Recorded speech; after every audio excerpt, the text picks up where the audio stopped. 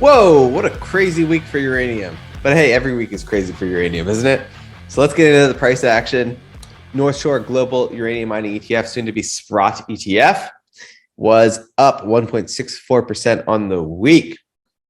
When we're comparing that to other assets like ARC, you have up 0.47%. So as expected, amazing hard asset growth opportunities like uranium are outperforming ARC. And that's probably going to happen long-term, guys. We're going to get into the news and just more long-term bullishness for this space. First of all, you have West Virginia moves to repeal nuclear power ban. The public weighs in. So West Virginia, they had banned nuclear power. They're going to repeal it, start investing in nuclear.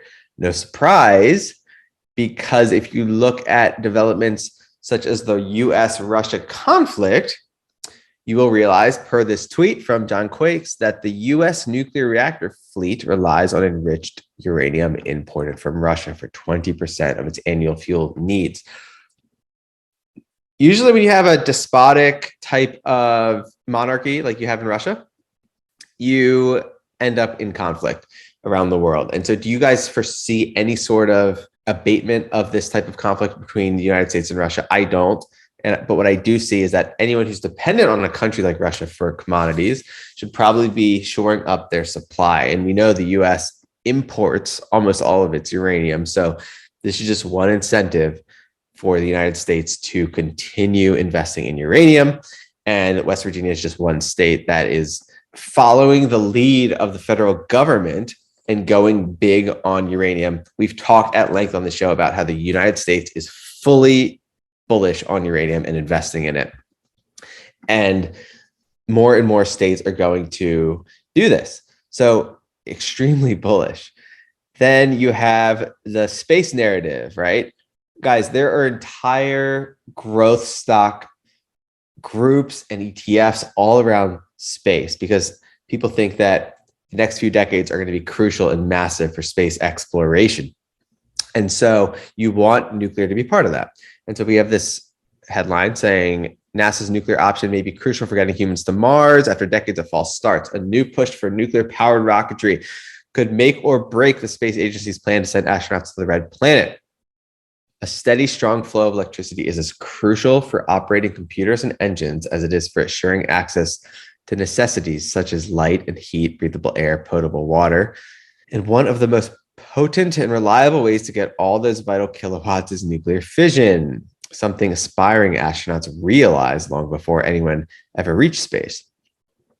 Yet more than 60 years into the space age, nuclear fission for space flights remains a dream. Now, however, as NASA pursues its Apollo-esque Artemis program to build a crewed lunar outpost, a rare alignment of technology, funding, and political will is on the verge of making spaceborne nuclear reactors a routine reality.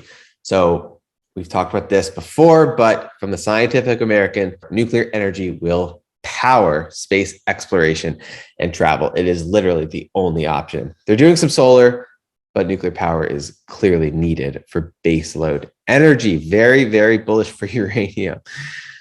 Another big move around the world, the Netherlands opens the door to new nuclear with $5 billion investment. We've been talking at length about how the EU is calling uranium a green source of power, which means that countries all throughout the EU and the world and companies are going to be investing into uranium. Just another domino falling here. In December 2021, the new Dutch government presented its coalition agreement. One of its most notable measures is the ambition to construct 2 nuclear power plants. So for everyone that goes offline, you could say 1 or 2 come online. So these are all extremely bullish developments. And guys, when you see the North Shore mining ETF over the past month go down 14%, and you realize that it's purely macroeconomic driven, based entirely on the Federal Reserve's decision to raise rates. But you also realize that in a supply demand crunch where the current spot price is not enough to incentivize production, and you have massive bullish developments all around the world, everyone's investing in it. They realize that it's going to power the future.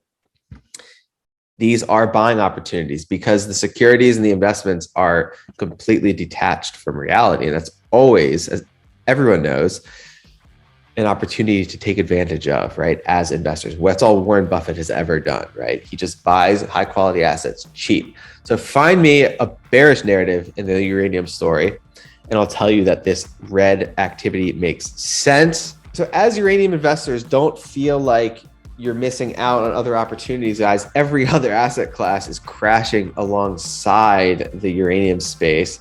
And so you get to choose, do you want to buy the S&P 500 or do you want to buy growing assets like uranium miners, which are going to kick on and just massively benefit from the rising spot price that we all know is coming, and it has to come. We have a really exciting interview. We're going to dig into the supply-demand dynamics in that interview this upcoming week. So stay tuned for that. Thank you guys for watching. Very exciting as always. This discussion is for informational purposes only. Please consult a certified financial planner when making any decisions about investing. And do your own research before making any decisions. Investments are risky and you can lose lots of money in them.